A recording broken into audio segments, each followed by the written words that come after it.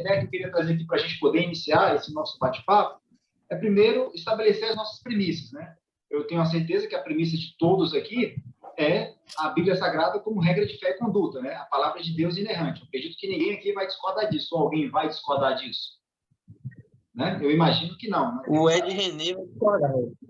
Ainda bem que ele não está aqui, né? Tem o Ed, mas não é o René, né? Então, aqui presente.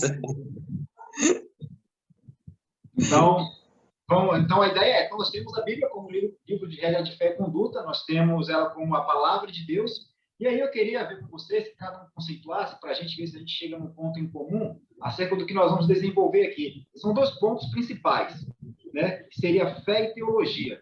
Eu queria que cada um dissesse o que é fé e depois dissesse o que é teologia. Acho que o Fred não está conseguindo entrar aqui, deixa eu só falar para ele que eu já aceitei. Espera aí.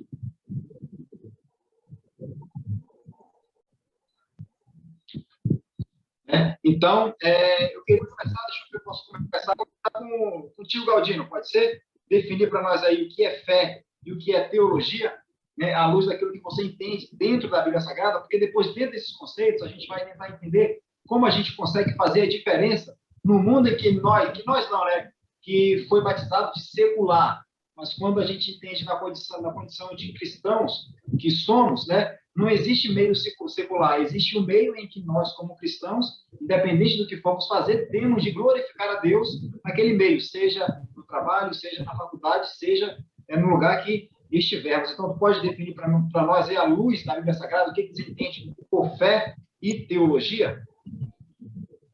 Queridos, eu continuo me chamando André, né? Discípulo de Jesus, processo contínuo de mortificação da carne, aguardando a volta dele, né? E eu vou ficar aqui com relação à definição de fé, creio que isso aqui é clássico, né? Não sei se alguém vai ter outra menção, mas eu vou mencionar o que diz Hebreus 11. Hebreus 11, 1 ao 3. Ora, a fé é a certeza das coisas que se esperam e a prova das coisas que não se veem. Foi por ela que os antigos alcançaram bom testemunho. Pela fé, entendemos que os mundos foram criados pela palavra de Deus, de maneira que o visível não foi feito do que se vê. E sobre teologia, não tem uma definição técnica a respeito, mas de tudo que eu já ouvi a respeito, eu presumo que seja estudar a pessoa de Deus, né, que se revela pela sua palavra, né, revelação especial.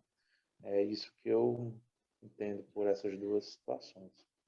Beleza, usou o texto de Hebreus 11:1, né, para falar acerca da fé, e trouxe ele estudar acerca de Deus no que diz respeito à teologia, né? Então, são dois conceitos aí. Vamos ver os próximos conceitos. E aí, Tiago, pode trazer para nós aí uma ideia do que é fé e do que é teologia? Então, ele citou um versículo bem conhecido, né? Então, fé é quando a gente crê em algo. Eu posso crer em muitas coisas. Por exemplo, eu posso ensinar os meus filhos para eles crerem em Papai Noel. E eles vão crer.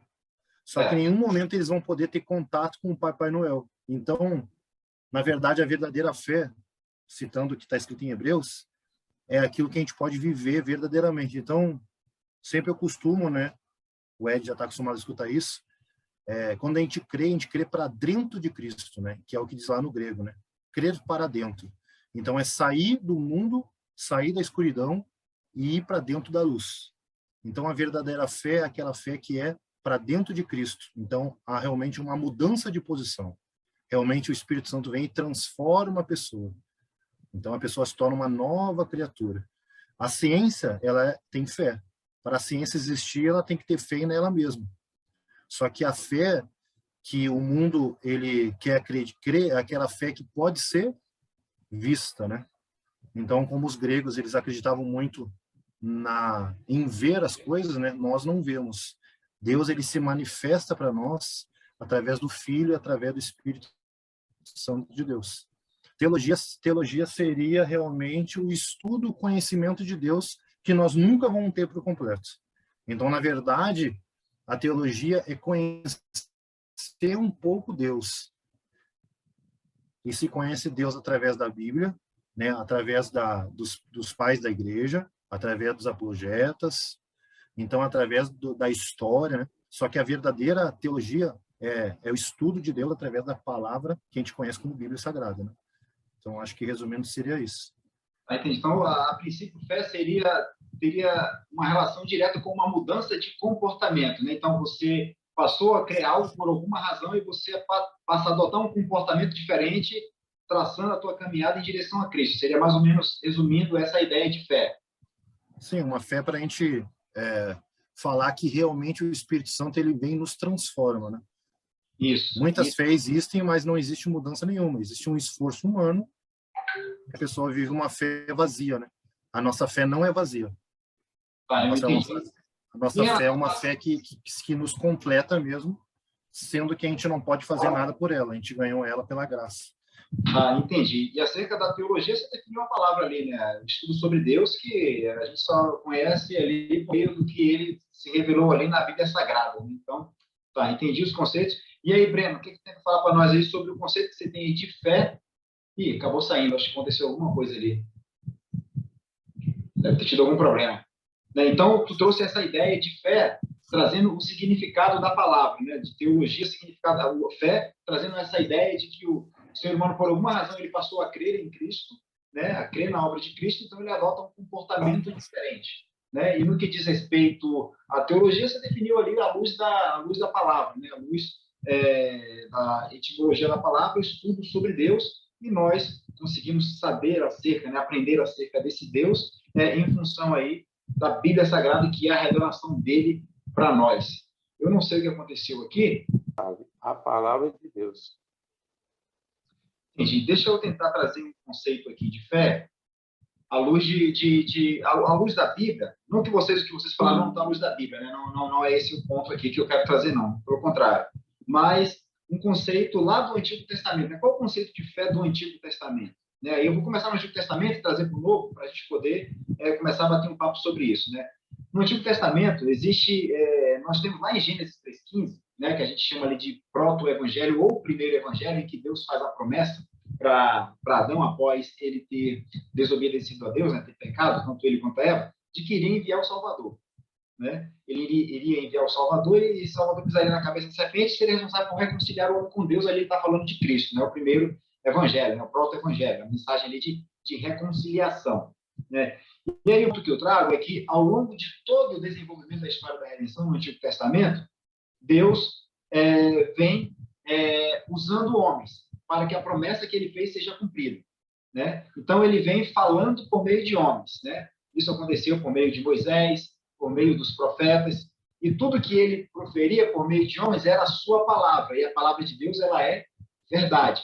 Né? E a palavra usada para a verdade, né, é a palavra emuná, que num contexto mais plausível aqui de entendimento, seria a ideia de uma confiança inabalável na promessa que Deus fez, na certeza de que essa promessa vai se cumprir, porque o que Deus promete, ele cumpre. O que Deus fala é verdade. Então, é nesse sentido que essa palavra significaria, né, ou significa verdade. Ou seja, Deus fez uma promessa. Alguém do Novo Testamento viu essa promessa que Deus fez se cumprir? Promessa essa que Deus fez lá em Gênesis 3,15. Alguém viu ela se cumprir? Não, né? Ninguém viu essa promessa se cumprir. Aí, passado aqueles 400 anos de silêncio, a promessa, então, que Deus fez se cumpre. Cristo, então, ele nasce. Né? Então, ali, há a manifestação de Cristo. E aí, tem uma palavra que vai ser derivada dessa palavra emuná do Antigo Testamento, que é a palavra amém, que também significa verdade. E João, lá no livro de Apocalipse, ele vai chamar Jesus de o amém. Vai dizer, olha, o amém, vai chamar o amém, né? A gente vê lá, amém, amém, né? Em verdade, verdade, vos digo. Jesus falando, né? Amém, amém. Então significa verdade, ou seja, amém seria a verdade encarnada. Aquela confiança inabalável na promessa que Deus fez, porque essa promessa iria se cumprir, porque ela era verdade, ela se cumpriu agora no Novo Testamento, encarnado na pessoa de Cristo. Ou seja, a promessa que foi feita, ela se cumpriu. E aí, vindo para a palavra fé, né, e esse era o meu ponto, se lá no Antigo Testamento a palavra para fé era emuná, a gente não tem essa palavra fé no Novo Testamento. Né? A gente sabe que a palavra fé no Novo Testamento é pistis, no grego, que significa crer. E aí o ponto é, quando São Jerônimo traduziu, né, a Bíblia para o latim, ele não traduziu essa palavra pistis para a palavra latina credere, que ele podia fazê-lo, que são similares. Mas ele olhou para o contexto, não, essa palavra aqui, pistis, eu não posso traduzir como credere, porque o autor não quer falar isso. O autor quer falar algo mais profundo, algo mais intenso. Então, ele entendeu que a palavra melhor que se encaixava para traduzir a palavra pistis, que era crer, no grego, era fide. Né? Daí que vem, um dos pilares da reforma, né? Sola fide. E é de fide, né, que significa fidelidade, que vem a palavra fé, traduzida para o nosso português, né? A palavra fé. Ou seja, então, a palavra fé ela está totalmente relacionada, né, à obra de Cristo. Ou seja, eu entendo que havia uma promessa que Deus fez, essa promessa de Deus significa verdade e emuná, e o povo de Deus confiava nessa promessa. Essa promessa, então, foi concretizada no Novo Testamento, a verdade encarnada. Né? E nós cremos, então, nessa verdade. Nós cremos nessa verdade. E, ao crer nessa verdade, nós, então, temos fé na obra de Cristo. E aí eu pergunto para vocês o seguinte, lá no primeiro século, com os primeiros cristãos que morriam em nome de Cristo, né? Algumas pessoas até questionam a existência ou não de Cristo, né? O que é um absurdo, mas não tem como negar o Cristo histórico, que ele existiu na história. Aquelas pessoas que morreram por ele, né? Sofrendo, inclusive, torturas, aquelas pessoas eram malucas? Eram loucas? Não, não me parece que eram loucas, né? Se elas não eram loucas, então Jesus Cristo era Deus. Então, fé é essa confiança de forma inabalável na obra que ele executou e que, por meio dessa obra, nós somos conciliados com Deus, né? A ideia de fé, à luz da Bíblia, que eu entendo, né? Fazendo aqui uma teologia, obviamente, né? O conceito de fé seria esse. E aí, partindo para esse outro ponto aqui, que seria teologia, né? Teologia, a palavra, ali, como o Tiago definiu ali, né? Seria a doutrina de Deus, estudar acerca de Deus, certo? Nós temos aí, eu diria, 3 formas de entender a revelação de Deus. Eu diria, melhor dizendo, 3 formas de revelação de Deus. Né? Dentro da teologia, nós temos 3 formas de revelação de Deus. A primeira revelação, né, seria a natureza, ou a criação, né, seria a revelação natural de Deus. A segunda seria, como o Tiago bem disse aí, a revelação especial de Deus, que é as Escrituras, é tudo aquilo que Deus queria que nós soubéssemos acerca dele. Ele usou homens, né, se revelou a homens, e esses homens começaram a escrever, né, que aí é a ideia da inspiração, a supervisão do Espírito Santo, né, essa é a ideia de tudo que os homens escreveram acerca da maneira como Deus soberanamente escolheu se revelar ao homem, sejam nas teofanias, sejam nas profecias, o homem escreveu supervisionado pelo Espírito Santo, de maneira que ela se tornasse inerrante e infalível. Né? Então, está na Bíblia, seria a revelação especial de Deus. E alguém poderia me dizer qual seria a outra forma de revelação de Deus? Temos a natural, a especial, e aí eu entendo que há uma terceira também forma de revelação de Deus, que a gente vê muito lá em Romanos, principalmente ali no primeiro capítulo de Romanos. Irmão, pode falar, Fred, né? Tiago. Não, pode falar. Tiago. Não, que eu ainda vou encontrar aqui a passagem, pode falar. Tu quer saber a terceira, né? Tu falou qual, Ed? A revelação natural, a especial, e aí eu entendo, à luz da Bíblia, que há uma terceira forma da revelação de Deus. Aí o Fred acho que conseguiu agora, né, Fred? O Breno parece que descarregou o celular. Pode falar, Tiago. Especial. Não sei se tu quer falar da iluminação. Não sei se é isso que... Não seria a iluminação, né? A iluminação é o entendimento que o Espírito Santo nos dá quando nós vamos... Ele nos mostra, né? Eu indicaria aqui, como resposta a essa pergunta, a terceira, usaria Hebreus, capítulo 1, versículos, vou citar aqui do 1 ao 3. Havendo Deus outrora falado muitas vezes e de muitas maneiras aos pais pelos profetas, a nós falou-nos nestes últimos dias pelo Filho, a quem constituiu herdeiro de tudo, por quem fez tudo. O Filho é o resplendor da sua glória e a expressa imagem da sua pessoa, sustentando todas as coisas pela palavra do seu poder, havendo feito por si mesmo a purificação dos nossos pecados, assentou-se à destra da majestade nas alturas. Então, eu diria que a terceira revelação seria a própria pessoa do Senhor Jesus Cristo, né, encarnado, e efetivando, assim, sendo o cumprimento, né, de tudo que tinha sido escrito a respeito da pessoa de Deus e que se personificou em Cristo, né? Eu diria isso. Isso. A revelação, você trouxe esse conceito à luz da revelação especial da Bíblia. Você foi buscar na revelação especial esse conceito da revelação de Deus, na revelação especial, né? Positivo. Mas a ideia é a seguinte: eu tenho uma revelação natural, né? E tenho a revelação especial, que foi essa que você fez uso. Tem uma criação. Quando Paulo vai lá escrever a carta à igreja de Roma, no primeiro capítulo, ele vai usar lá que os homens são indesculpáveis diante de Deus por conta da natureza. Eles olham a Deus, veem a criação, mas não glorificam como Deus, né? Não é isso que ele diz? Só que ele fala também, olha, vocês conhecem a verdade. Por quê? Porque a lei está no coração de vocês. Quem é que define o que é certo? De onde vem, na verdade, melhor refazendo a pergunta, de onde vem esse conceito de certo e errado, né? O indivíduo diz, olha, isso aqui está certo, não, isso aqui está errado. Ou seja, existe um princípio de moralidade que define o que é certo e o que é errado. O ponto é, qual é a origem? É o homem que é a origem? Ele quem vai definir o que é certo ou o que é errado? Se for homem, nós não podemos condenar, por exemplo, o nazismo, coisa que é condenável e abominável. Já deixo bem claro, né? Então, veja, existe uma origem desse princípio de moralidade absoluta, que aí eu diria, né, traria o ponto de que essa revelação, além da revelação natural, da revelação especial, seria a revelação da consciência. O homem tem consciência do que é certo e do que é errado. E ainda tendo essa consciência, ele não age da maneira como a consciência dele manda, ele age de forma contrária. Então, seriam esses três tipos de revelação, dado esse conceito de fé, né? A teologia, que nós vemos que nós vamos aprender acerca de Deus, o que ele disse na palavra, né? Principalmente, essa é a forma principal da revelação de Deus, e olhando para a natureza, para a criação também. E aí nós temos a revelação da consciência, ela todo o tempo nos acusando. Olha, não furtarás, se você roubar, aquilo vai estar na revelação da consciência, isso é errado. Vai matar, assassinar, olha, isso é errado. Né? Cometer perjúrio, isso é errado. Ou seja, existe também a revelação da consciência da lei de Deus, né, que está plantada no coração. Eu não sei se eu consegui fazer entender, eu não sei se vocês compactam dessa mesma ideia. E aí? Esse conceito da consciência que você apresentou, salvo engano, ele está disponível no capítulo 1 de Romanos, né? Isso, capítulo 1 de Romanos.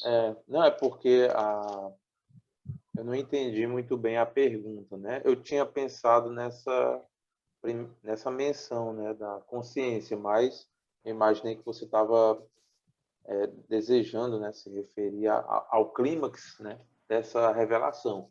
Porque, apesar, né, dessas três serem mencionadas, mas o desfecho delas três, o clímax realmente é Cristo, né? Sim, é Cristo, e você vai encontrar esse desfecho onde? Na revelação especial. Perfeito. É na revelação especial que você vai lá a definição, olha, é em Cristo, porque ele é o criador de todas as coisas. Quando diz lá, por exemplo, aí eu queria ouvir o Tiago, o que ele entende nessa parte, no primeiro livro de Gênesis, que diz assim, no princípio criou Deus os céus e a terra era sem forma e vazia. Qual é a ideia que você tem, Tiago? Fred também, se quiser falar aí, Fred, pode entrar no circuito aí, beleza? Então, eu queria saber qual a ideia que tu tem, Tiago, depois o Galdino me responder também, de a terra ser sem forma e vazia.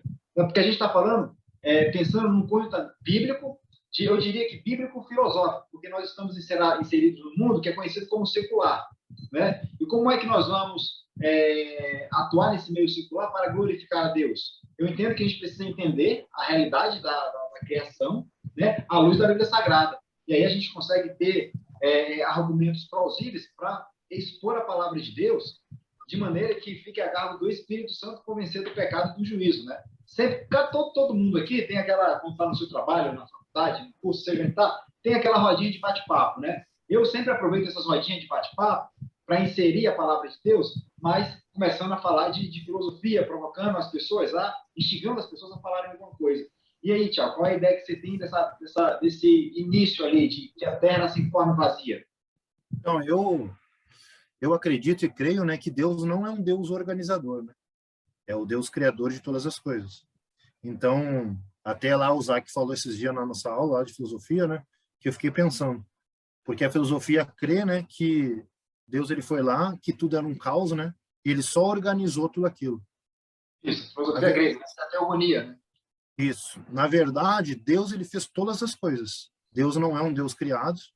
Deus é o Deus que nós cremos que ele não foi feito, que ele existiu, né, desde o princípio, e o princípio é ele mesmo, não tem nada antes dele. Então eu vejo lá que lá ele está se revelando ao homem e dizendo que ele fez todas as coisas. Só que ele não tem como falar isso. Até quando ele se apresenta a Jó, ele fala: Jó, onde você estava, né? Então lá é uma maneira que ele diz que parece ser uma organização, né, como algo já existisse, né? Só que creio eu lá que lá ele está mostrando que ele fez todas as coisas, que é a partir dele que tudo foi feito. Então lá ele está querendo dizer: eu sou Deus criador de tudo, nada foi feito sem mim. E lá nós podemos ver, né, Deus, a palavra de Deus, o Logos, né? E lá também a gente pode ver o Espírito de Deus. Que hoje, quando a gente vai ver Agostinho defender isso, né, ele considera Deus aquele que se fez carne, a palavra de Deus, né, e o Espírito de Deus. E o enviado se tornou conhecido como o Filho, né? Então, são três pessoas distintas com a mesma natureza. Então, não tem como separar. O Filho é onipresente, o Pai é onipresente, o Espírito Santo é onipresente. Mas nenhum outro Deus ele é onipresente. Mas eles são pessoas distintas. A palavra de Deus é que se fez carne. O Pai não se fez carne. E a ideia do sem forma e vazia? Então, eu creio mesmo que é assim mesmo, que era sem forma e vazia mesmo. Agora, eu não sei dizer para ti, porque me confundiu um mês e na aula eu não quis perguntar, se a parte que ele organizou está certo, que pode ter sido mesmo. Agora, aquela desorganização lá, foi ele que fez. Não sendo algo desorganizado, né? Sendo algo que ele queria que estivesse daquele jeito. Então, você está partindo do princípio que realmente havia um caos. Que eles chamam de caos, né? Eles chamam de caos. Realmente, eu fiquei meio na dúvida quando o professor falou isso. Porque eu dou a glória para Deus. Eu dou a glória para Deus do meu jeito. Se ele organizou, ou se ele... Entendeu? Agora eu não sei dizer a que ponto, se tu falar assim, não, ele organizou aquilo, vai tirar um pouco da glória dele. Né? Entendi. O princípio que eu creio é que... Agora eu não sei dizer se estava desorganizado, porque diz a palavra que ele organizou tudo, né? Que ele separou, que ele formou tudo. Agora, como que era aquilo antes? Então, você está dizendo que o sem forma e vazia é a ideia de desorganizado, né? Também, mas também é a forma de não existir. De não existir, esses dois pontos. Isso, dois pontos. Você tende a acreditar que havia um caos ou que não havia nada? Pela teologia, que não havia nada. Pela filosofia, que era um caos. Beleza, um ponto. E aí, Galdino, como é que tu vê isso aí? Cara, eu ficaria com o nada também, porque essa opção, né, como a gente mencionou, e eu fico com que João, né, o Evangelho, quando começa a falar do Logos, né, capítulo 1, versículo 3, sendo bem específico, no versículo 3 diz: todas as coisas foram feitas por meio dele, e sem ele nada do que foi feito se fez. Então, mesmo o não fazer algo, que estava ou nada, foi por meio dele. E se algo foi feito, e foi feito desorganizado primeiramente, foi ele que fez daquela forma. E quando ele se apresentou para, não, vamos separar aqui água, luz, escuro, também foi por meio dele. Então, eu opinaria, né, biblicamente, dessa forma. Deus Pai ou Deus Filho? Não entendi. Dele quem? Deus Pai ou Deus Filho? Deus Filho. Por meio dele, do Deus Filho. Porque o princípio era o Verbo, e o Verbo estava com Deus. O Deus Pai estava presente. E por meio dele quem? O Verbo, o Cristo, né? Só que ainda não nominado como Cristo. Eu perceberia dessa forma. Beleza, então deixa eu tentar fazer o meu ponto aqui. Olha, no princípio começa assim, né? No princípio criou Deus os céus e a terra sem forma e vazia. É assim que começa o texto, né? Né? A primeira frase lá é Bereshit Pará Elohim, né? Esse verbo pará é somente atribuído a Deus. Então seria uma criação ex nihilo, né? Ex nihilo é quando se cria alguma coisa do nada, né? Somente Deus pode fazer isso. Essa é a ideia. Então, essa forma vazia, imagina agora o compartimento que vocês estão da casa de vocês, quarto, sala, escritório, imagina isso aí sem nada. Né? O cara falou lá, no princípio criou o quarto. E o quarto era sem forma e vazio, não tinha nada nele. Aí você foi dando forma, colocou uma cama, se for o quarto, o Thiago colocou a estante, se for um escritório, foi desenhando, foi dando uma forma, certo? E aí, o texto começa, a narrativa começa ali, né, dizendo, olha, e no primeiro dia, né, criou Deus céus e terra, e depois no primeiro dia mandou isso, no segundo dia aquilo, no terceiro dia aquilo, e Deus foi criando todas as coisas. Pelo poder de quê? Da palavra. Foi pelo poder da palavra? Veja que começa Gênesis no princípio. Como é que começa lá o capítulo 1, que nem o Galdino viu aí, lá de João? No princípio também, não é? Positivo. No princípio também. No princípio, o verbo. Gênesis lá no princípio, João vai lá no princípio. Ou seja, João está falando, olha, lá no princípio lá de Gênesis, era quem? Era o verbo Logos, né? Era Deus, o verbo estava com Deus, né? E o verbo era Deus, e por meio de tudo se fez. Ora, se lá em Gênesis fala que Deus fez tudo por meio da palavra, e João fala que lá no princípio ele está interpretando Gênesis, né? É isso que ele está fazendo. Lá no princípio ele diz que foi Jesus Cristo que fez tudo, e a gente entende que ali já tem a Trindade, né? Na criação, o Espírito de Deus pairava sobre a face do abismo. Então, veja, nós temos Deus criando pelo poder da palavra, o Espírito Santo pairando a face do abismo, e onde é que estava o Deus Filho na criação? Executando aquilo que o Pai estava proferindo pela palavra. Na própria ordem. Ele já ele era a própria ordem. Deus falava assim, olha, haja sol, Deus Filho ia lá e sol. Executava. Né? Haja separação entre a luz e as trevas, Deus Filho ia lá e separava. Né? Então, seria essa a ideia. Olha só, veja que a gente está fazendo uma teologia aqui, à luz do texto bíblico, e isso traz, navegando, na verdade, deixa eu acender a luz aqui rapidinho, porque já está ficando escuro.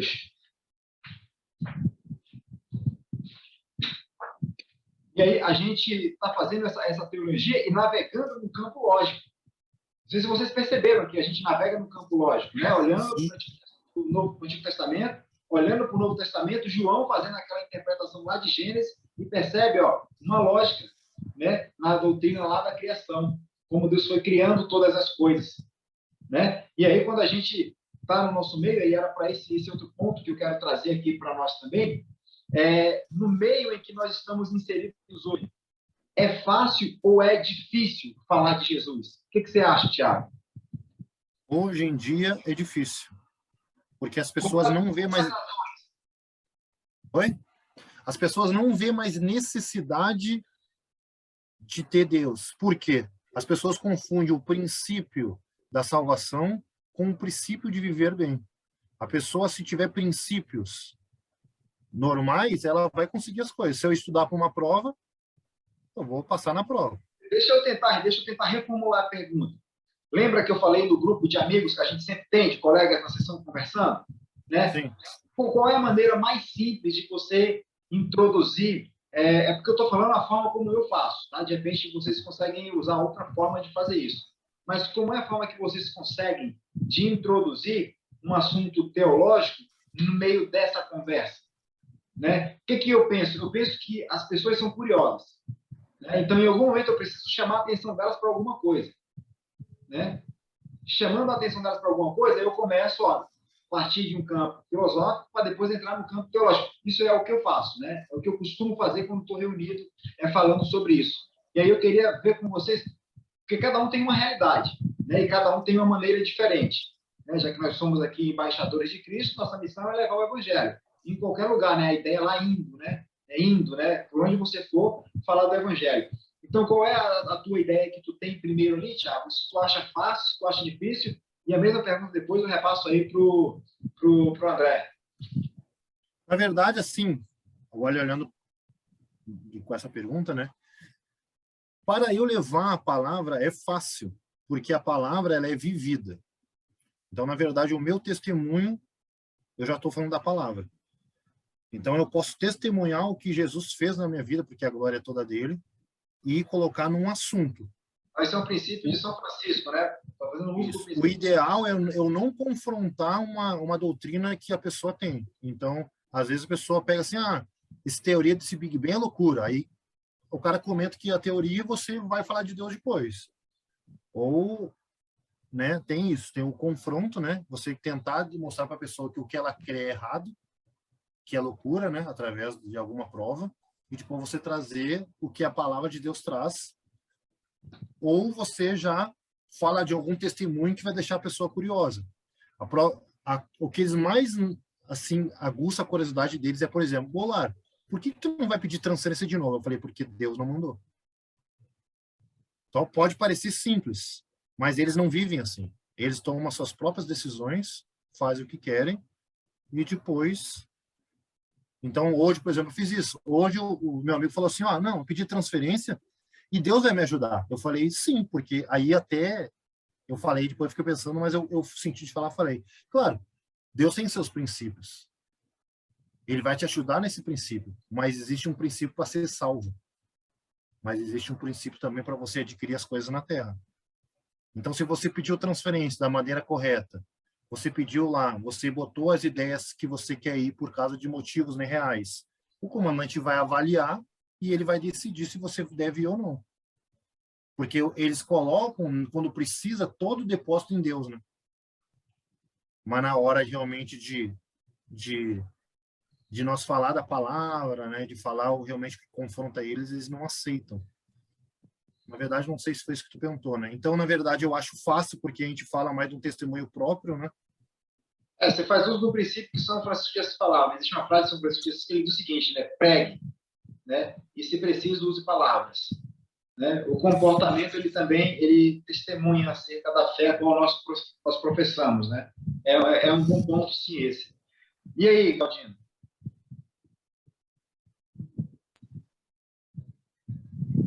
Bem, eu considero fácil em que sentido? Como vocês sabem aqui, né, isso com relação aos nativos, né, aos cearenses, né, de forma geral. Tudo aqui é brincadeira.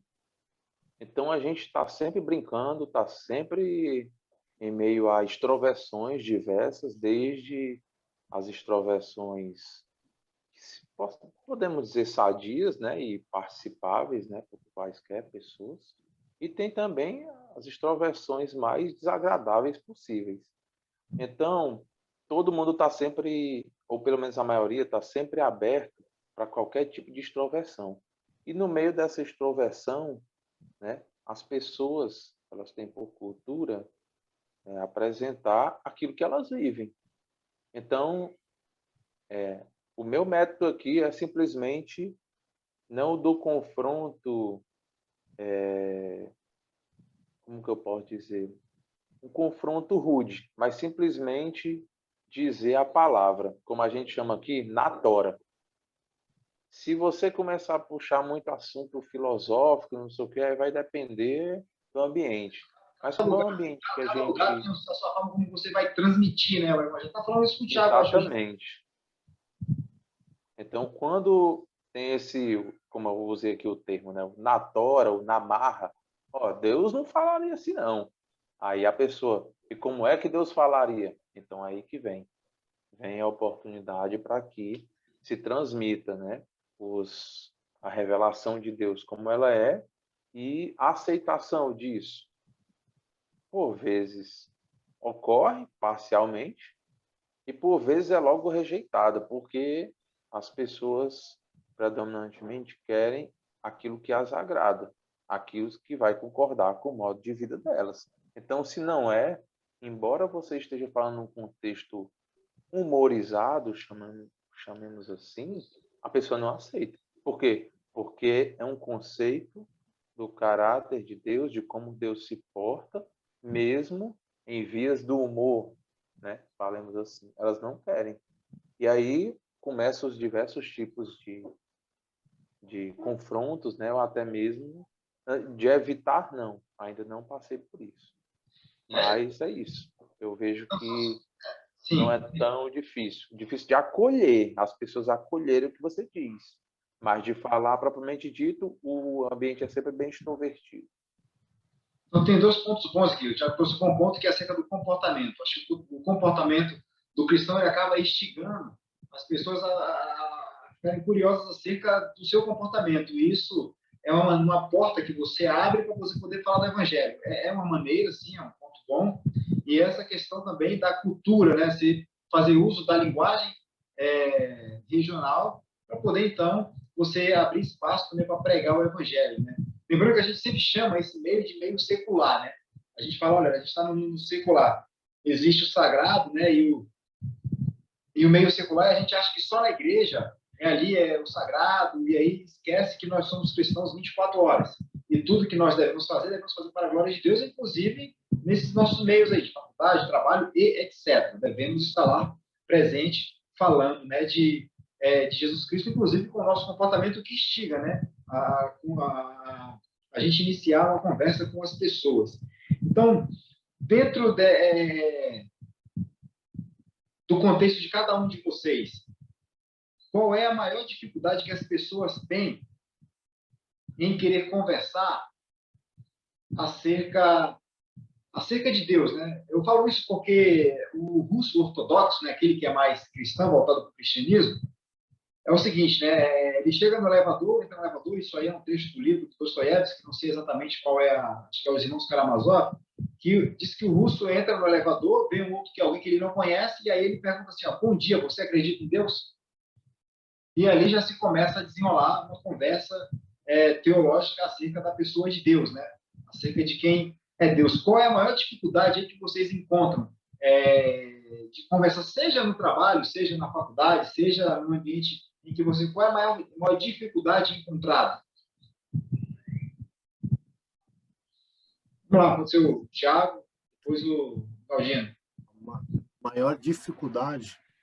Então, realmente, como eu tinha falado antes, depois eu entendi a pergunta, não é difícil falar de Deus, porém, o difícil é respeitar a pessoa quando ela não quer ouvir de Deus, né? Então, que nem essa história do elevador aí. Hoje em dia a gente sabe que não é para qualquer um que a gente pode falar. A pessoa tem o direito de não querer escutar. Sim. Então, primeiro ponto a gente tem que respeitar, né? Quando eu penso em falar em Deus, eu acho muito fácil. Só que a pessoa, ela não... Eu sempre que eu tenho 4 filhos. Então, quando eu estou falando dos meus filhos, porque aí é maior laboratório para mim, a coisa que eles mais falam, que eu vejo que está melhorando, é: pai, eu sei que você fala, mas eu não vejo Deus. Pai, eu oro, eu não escuto Deus. Pai, eu busco, e não adianta, não muda nada. E eles são meus filhos. E eles são mais sinceros comigo. Aí eles falam: pai, eu acho que Deus não me quer. Entende? Sim. Então, assim, quando a gente fala do amor de Deus, a gente fala que Deus, ele teve misericórdia de nós, que Deus, ele nos salvou, que a gente não precisou fazer nada, que é só nós clamar por ele. Mas como você vai clamar por algo que você não conhece? Então, quando a gente começa a falar de princípios que para nós hoje é fácil, as pessoas elas acham muito complexo. Entendi. Então, assim, realmente, assim, quando a gente fala do amor de Deus, a gente chama a atenção das pessoas, a gente fala do evangelho, o Espírito Santo faz as pessoas escutarem. Porém, na prática, não é fácil para elas. Por isso que elas precisam, não que a gente substitua, mas eles precisam de um discipulador, assim, né? Uma pessoa que acompanhe elas. Porque não basta você chegar a falar, a pessoa ela vai ter mais dúvidas, ela vai perguntar para quem? Muitas vezes ela vai para o Google e o Google só dá a resposta errada. Uma vez eu estava falando com um menino no quartel e ele estava escutando. Aí falou assim: não vou mais, porque eu pesquisei no Google. E ele não ouviu mais eu falar. Porque ele disse que ele pesquisou quantas igrejas estavam fazendo um monte de coisa errada, né? Ele falou: não quero seguir essas igrejas. Porque ele por analogia, achou que Deus é essas igrejas que fazem coisa errada. Ele achou que Deus é o tijolo ali, né? É o templo, né? Não sei se eu consegui me expressar, mas a maior dificuldade é isso, a gente fala, mas a pessoa ela tem que ter a sua própria experiência, entende? você trouxe um bom ponto, e inclusive eu falei disso na rádio ontem, que é sobre o discipulado.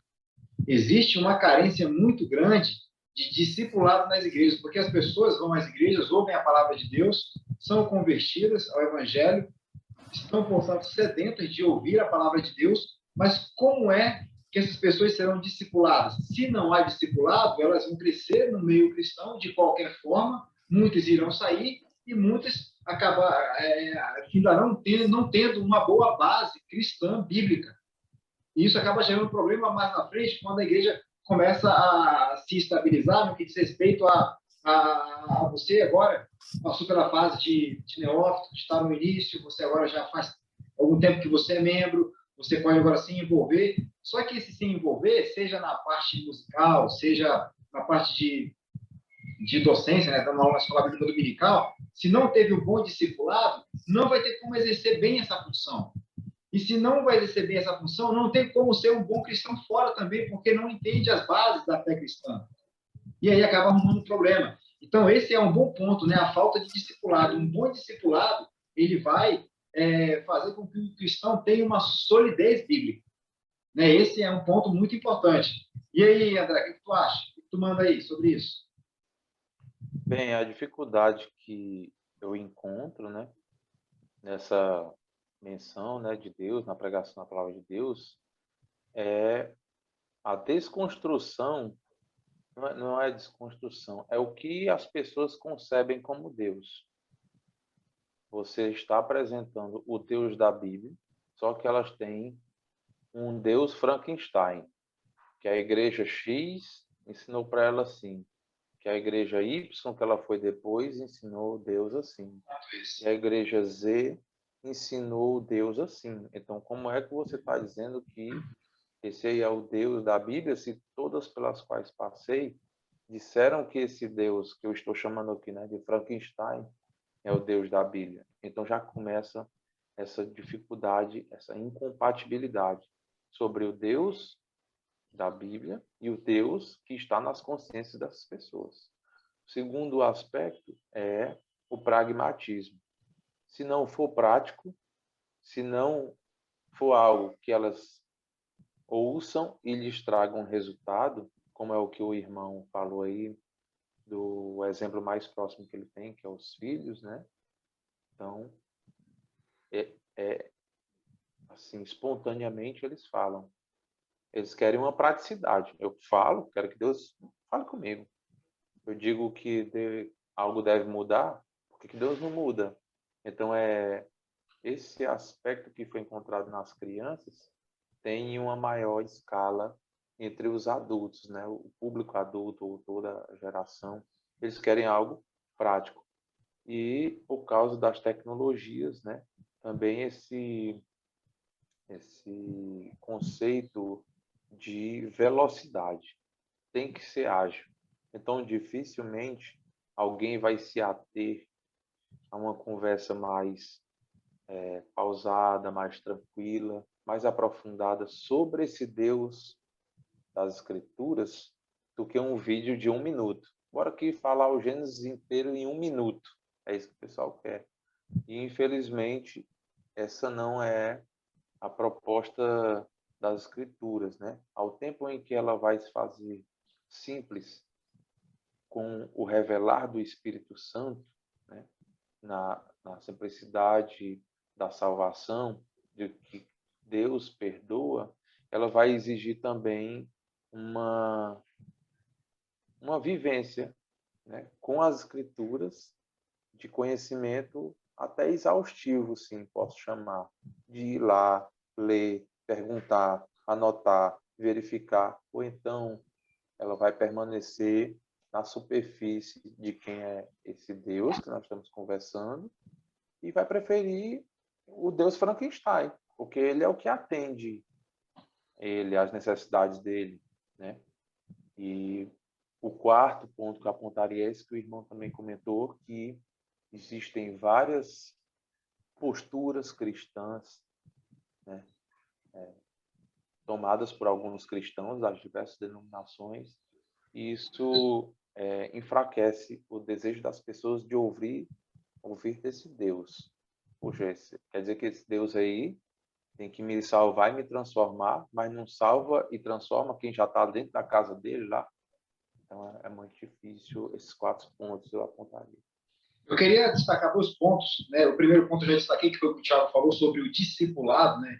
E realmente existe essa carência de discipulado muito grande, e aí, quando não se tem um bom discipulado, não se tem solidez bíblica, e quando não se tem solidez bíblica, vai direcionar, né, exatamente para esse ponto que o André trouxe aí, que é a criação de um Deus para si, né, que é o que eu chamo o seguinte, né, eu digo o seguinte, que o ser humano, quando caiu, ele ficou doente, né, ele tem uma doença, certo? Que é o pecado.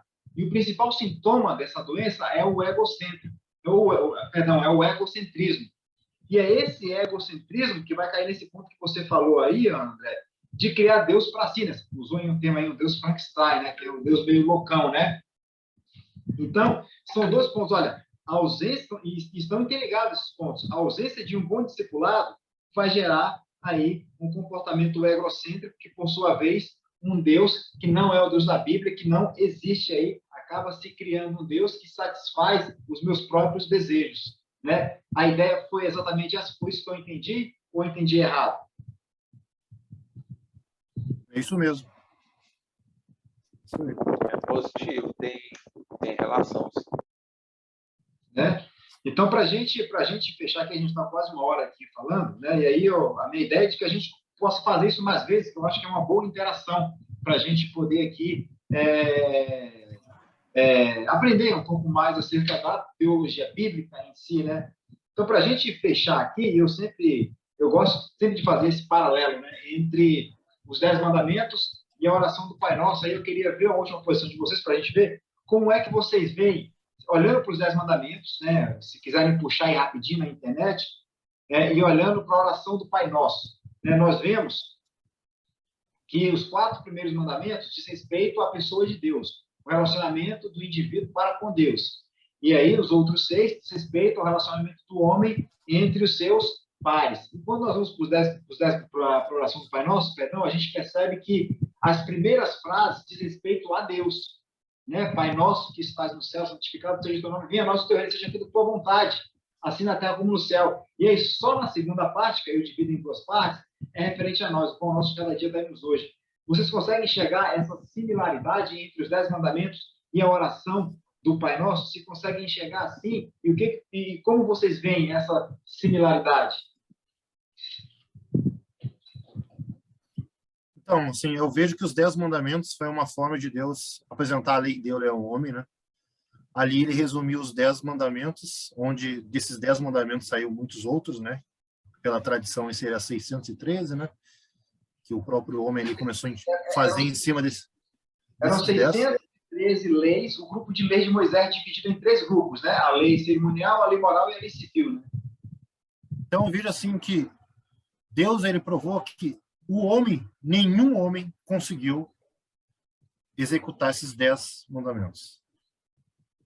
Então, Deus, ele quis provar a incapacidade do homem, né, de cumprir a lei de Deus. Nenhum homem foi capaz de cumprir esses 10 mandamentos, só 10. E hoje, se nós for ver, os 10 se resumem em 2, né, como Jesus falou, que se inicia, não tem como se iniciar pelo segundo, que as pessoas estão substituindo. Eles estão dizendo que se você amar o próximo, você já cumpre a palavra de Deus, e não é verdade. Então, é amar Deus primeiramente, né? E depois ao próximo como a si mesmo. E ali eu acho que, quando eu comparo agora esses 2 mandamentos, né? Que não sei se tu concorda, já fala também dos 10, né? Jesus resumiu os 2, né? Nos 10, né? E aí, trazendo para o Pai Nosso, ali, a gente está primeiramente dando a glória para Deus. Nós estamos dizendo que Deus é nosso Senhor e Salvador, estamos dizendo que Ele fez todas as coisas, que nós somos dependentes dEle, mas ali Ele começa a mostrar que nós também, assim como nós recebemos misericórdia, nós temos que exercer a misericórdia, assim como nós somos perdoados, nós também temos que perdoar. Então, realmente, eu acho que foi a primeira vez que eu ouvi, né? Foi você falando agora, mas pensando realmente está totalmente ligado. Eu acho que é até mais fácil fazer uma ligação depois que tu explicou isso, né? Dos 2 mandamentos que Jesus resumiu, trazendo para o Pai Nosso. No entanto, que ali a gente vê, né? Pai nosso, todos nós somos irmãos, né? É um só Deus, né? É um só Pai. Então, assim como esse Pai nos perdoou, ele perdoou também o nosso irmão e nós perdoamos um ao outro, porque aí resume ali, né, em amar o próximo como a si mesmo. Mas confesso que como é a primeira aula, a gente está bem enferrujado aí, né?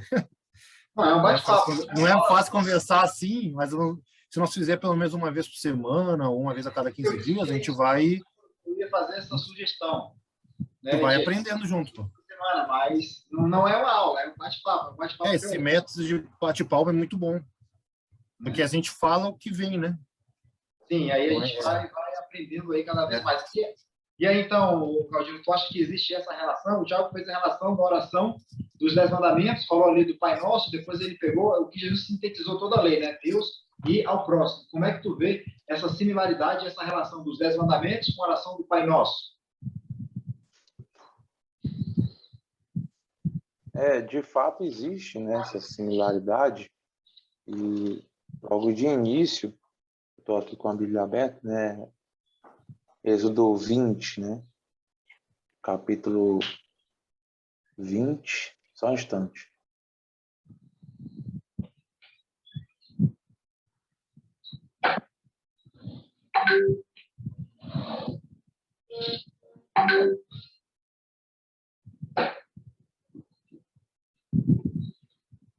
Pronto, sim, é perceptível, né, essa similaridade. O Êxodo 20, versículo 2 diz assim: Eu sou o Senhor teu Deus, que te tirei da terra do Egito, da casa da servidão.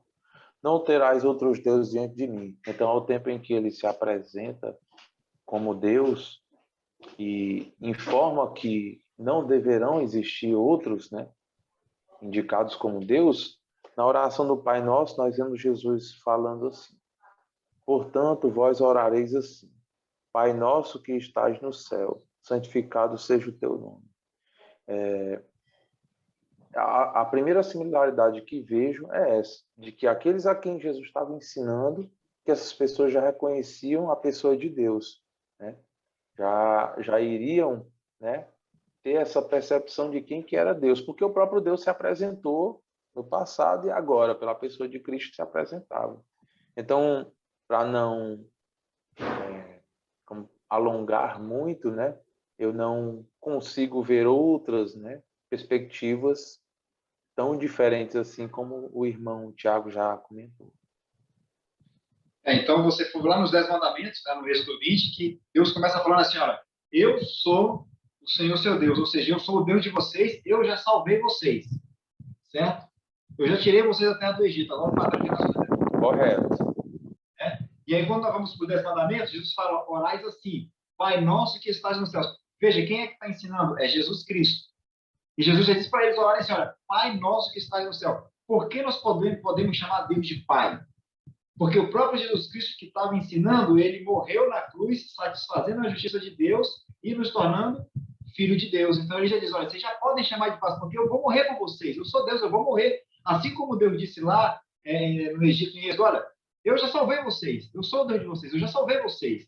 Agora o padrão de relacionamento comigo é esse. Então o próprio Jesus fala, olha, podem chamar de Pai, porque eu vou satisfazer a justiça dele. Era para você ser condenado, mas eu vou ser condenado. Então podem chamar de Pai. Pai nosso que estás no céu. Né? Então eu vejo uma similaridade muito grande em relação aos 10 mandamentos e o Pai Nosso, mas sempre estabelecendo ali as prioridades. Quem vem primeiro? Deus. Deus. Deus. Depois eu, e depois o meu próximo e a mim, né? Depois o relacionamento ali social, né? Que a gente vê ali na doutrina da criação, que fala sobre o mandato espiritual, o mandato social e o mandato cultural. Né? Mas isso é tema para a gente discutir em outro momento. E aí eu queria até sugerir, na semana que vem, se a gente conseguir fazer, acertar o dia direitinho, para a gente falar sobre o que é o Evangelho. Né? Seria um bom tema para a gente poder discutir, à luz da Bíblia, o que é o Evangelho, e de maneira que a gente possa colocar isso aqui, que a gente está fazendo hoje, em prática no nosso dia a dia.